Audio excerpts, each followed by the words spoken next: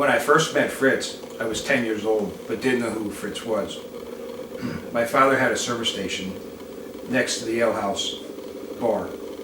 And one Saturday morning, as a little boy, I went with my dad to work with them, quote unquote, work with them at the service station. And as we were opening up the service station, I was tasked with the chores of putting like the window squeegee buckets out and opening the oil rack and things like that. And all of a sudden I hear my dad yelling. He had some famous lines like, "What the hammerheads, Jiminy Crickets, freaking Fritz."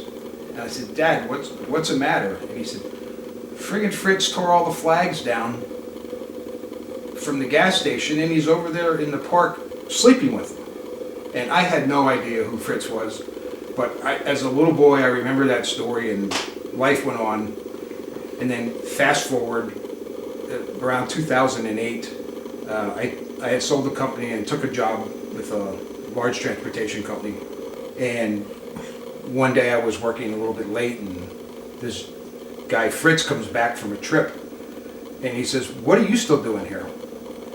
I said, "I don't know," and something to the effect of, the work ethic I learned from my dad back on Hamilton Street or something like that. And Fritz looked at me square in the eye and said, "You're Reds' kid, aren't you?" And he said, "I knew your father, and don't get out of your seat, I want to show you something." He went outside to his car and he brought in a manuscript. It was not a book yet, but it was a manuscript of a book he was writing called Adventure on a Dare. And he turned to a page in the book and he said, "Read this subchapter," and it was called Reds Comes Through.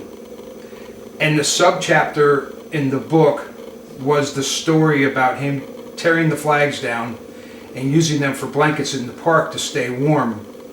And the Reds Comes Through part was, which I was not aware until that night, that even though my father was yelling and angry with Fritz for tearing his plastic flags down, later my dad put a car in the alley between the gas station and the ale house and a moving blanket and said, "Fritz, if you ever need somewhere to sleep and stay warm, use the blanket and the car." And that was the Reds Comes Through chapter, which is in the book today. But really from that time on, at that night in the office when he showed me the subchapter, I kind of started taking an interest in who is this guy and what's he all about. And one of the things that makes me just a little bit sad when I think about it is here we are 50-something years later, and really his story is now just being understood and shared like I kind of wish it would have been 30 or 40 years ago. Okay, we're going to hold